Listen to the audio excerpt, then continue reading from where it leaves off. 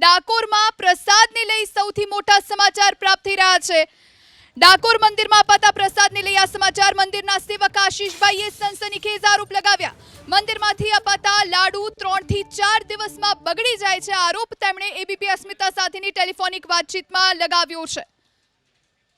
આપણી સાથે સેવક આશીષભાઈ ફોન લાઈન પર જોડાયા છે। આશીષભાઈ, આપનો આરોપ શું છે આ પ્રસાદને લઈ? મારો આરોપ એવો કે જે રીતે તિરુપતિ મંદિરની અંદર પ્રસાદની તપાસ થઈ અને ભેળસેળ નીકળી, એવી રીતે ડાકોર મંદિરમાં ભેળસેળ થવાની મને શંકા છે। એટલે અહીંયા પણ એફએસએલ તપાસ થવી જોઈએ પ્રસાદીની। આશીષભાઈ, આપે આગળ રજૂઆત કરી છે? ના, નથી કરી। સેવક ટ્રસ્ટીની મિટિંગ હતી ત્યારે સેવક આગેવાનો અપેક્ષિત હતા। આગેવાનો દ્વારા અમને જણાવવામાં આવ્યું કે તમે ઘીની રજૂઆત કરો, પણ આપણા હાલના ચેરમેન શ્રી એ કોઈ ધ્યાનમાં વાત લીધી નહીં। આશીષભાઈ, આપે કહ્યું કે લાડુમાં સ્મેલ આવે છે અલગ પ્રકારની અને 3-4 દિવસમાં બગડી જાય છે। હા, બગડી જાય છે 3-4 દિવસ પહેલા જયારે જામ કંપનીઓનું ઘી આવતું 1 મહિના સુધી લાડુને કશું થતું નતું। અત્યારે જ્યારથી અમૂલનું ઘી આવવાનું ચાલુ થયું તો 3 કે 4 દિવસમાં ભગવત પ્રસાદી ટોટલી લાડુ શું બીજી પણ પ્રસાદી સ્મેલ મારે છે। આશીષભાઈ, અત્યારે ક્યાંથી ઘી આવે છે ત્યાં? અત્યારે અમૂલમાંથી ઘી આવે છે। આજથી 1975 અંદર સેવક દ્વારા રણછોડભાઈ લાલુભાઈ દ્વારા અરજી આપવાનો કે અમૂલ ઘી બંધ કરવું। 1975 ની અંદર ઠરાવ પણ થયેલો છે મંદિરની અંદર કે અમૂલનું ઘી લાવવું નહીં, તો છતાં આ લોકોએ અમૂલનું ઘી પાછું ચાલુ કર્યું। આશીષભાઈ, હવે આગળ આપ રજૂઆત કરશો?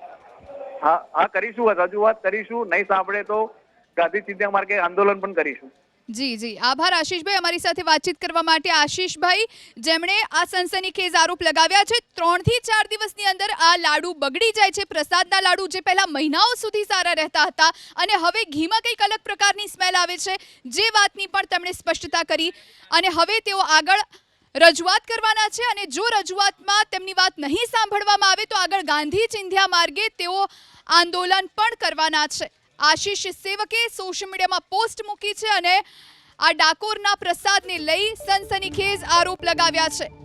પોસ્ટમાં લાડુ પ્રસાદીનો વિડીયો અપલોડ કર્યો। લાડુના પ્રસાદની તપાસ નહીં થાય તો આંદોલન કરીશું, આ વાત એબીપી અસ્મિતા સાથે જ્યારે આશીષભાઈએ વાતચીત કરી ત્યારે કહી। લાડુના પ્રસાદની તપાસ નહીં થાય તો આંદોલન કરવામાં આવશે, ગાંધી ચિંધ્યા માર્ગે આંદોલન કરવામાં આવશે। ડાકોર મંદિરના પૂજારીએ પણ ચીમકી આપી છે। તો ડાકોર મંદિરના લાડુની પ્રસાદની તપાસ કરવા માટેની માંગ કરવામાં આવી। પોસ્ટમાં લાડુ પ્રસાદીનો વિડીયો અપલોડ કર્યો। લાડુના પ્રસાદમાં અલગ જ પ્રકારની સ્મેલ આવે છે તેવું તેમનું કહેવું છે।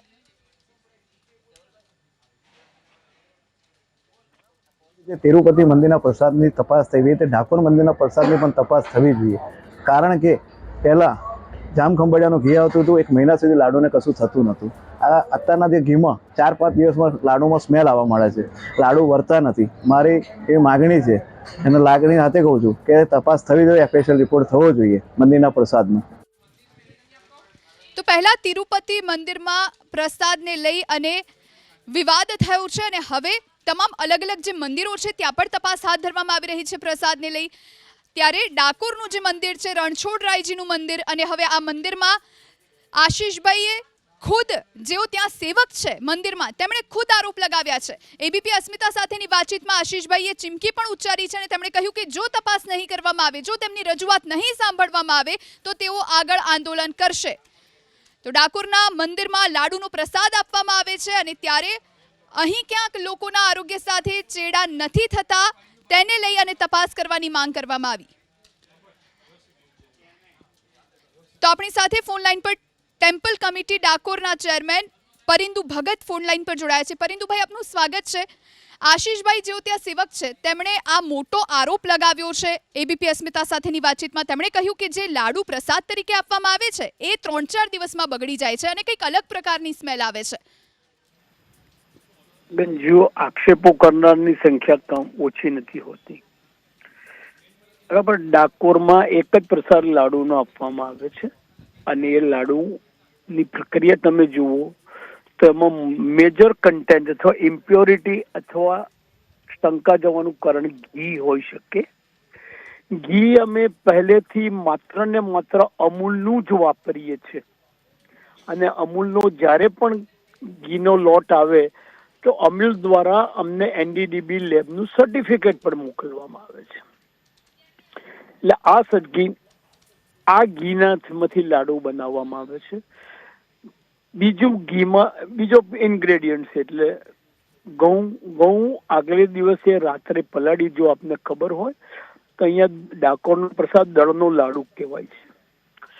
દળનો લાડુ માટે ઘઉં પલાળી એ મંદિરમાં જ ઇન્ફ્રાસ્ટ્રક્ચરમાં પલાળવામાં આવે છે, હોજમાં. ત્યારબાદ એમાં બીજે દિવસે એને દળી ગ્રાઇન્ડ કરી ને એમાં ખાંડ, ઘી ને ગોળ, આ સિવાય બીજું કોઈ હોતું નથી. જેને દુર્ગંધ મારતી હોય કે 3-4 દિવસથી બગડી જતો હોય, જે જ્યારે લઈ ગયા હોય અને જ્યારે એની પ્રૂફ સાથે ડેટ લખીને લઈ જાય ને પછી અઠવાડિયા સુધી આવે ને બતાવે તમને પણ તપાસ કરવાનો હક છે, સરકાર પણ તપાસ કરે છે.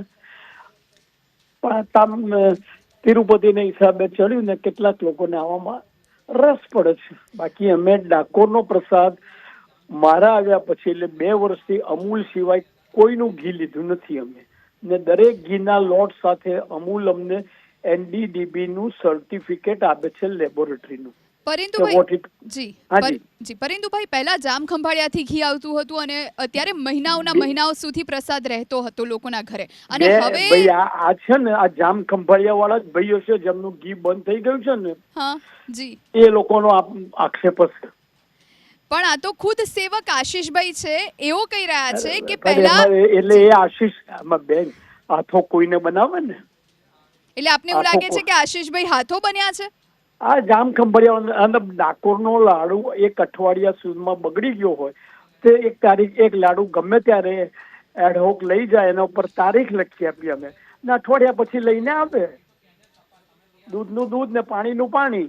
એટલે પરિંદુભાઈ, આપ તપાસ કરાવશો? દૂધનું દૂધ ને પાણીનું પાણી થઈ જાય જરૂરી છે, કારણ કે ભક્તોના મનમાં પણ અનેક સવાલ નથી કરતા. જે આક્ષેપ કરે છે તપાસ કરાવડાવે. એટલે મંદિર તરફથી કે કમિટી તરફથી કોઈ તપાસ નહીં કરવામાં આવે? તો કમિટી શેના માટે કરે બેન? તમે એ તો વિચારો.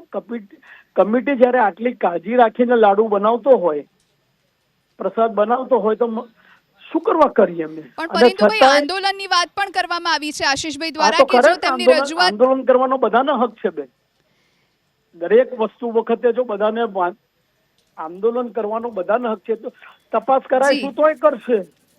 એટલે બેન આવું બહુ છતાંય એમને અમે કહીએ અમારે ઓપન ચેલેન્જ છે, ડાકોરનો પ્રસાદનો લાડુ હેલો જી એ લઈ જાય, હાજરીમાં તારીખ લખે, બરાબર જી, અને પછી અઠવાડિયા પછી લઈને આવે ને પકડેલાનું બતાવે મને મંદિરને. જી, આભાર પરિંદુભાઈ અમારી સાથે જોડાવા માટે અને તમામ વાતચીત કરવા માટે. તો ઓપન ચેલેન્જ આપી છે પરિંદુભાઈએ, ડેટ સાથે લાડુનો પ્રસાદ લઈ જાય અને પછી જો કંઈ થાય તો તેમને બતાવે. તો આશીષ સેવકના આરોપોને પરિંદુ ભગતે ખોટા ગણાવ્યા છે. ડાકોર મંદિરમાં જે પ્રસાદ આપવામાં આવે છે લાડુનો, તેને લઈ અને આ મોટા સમાચાર.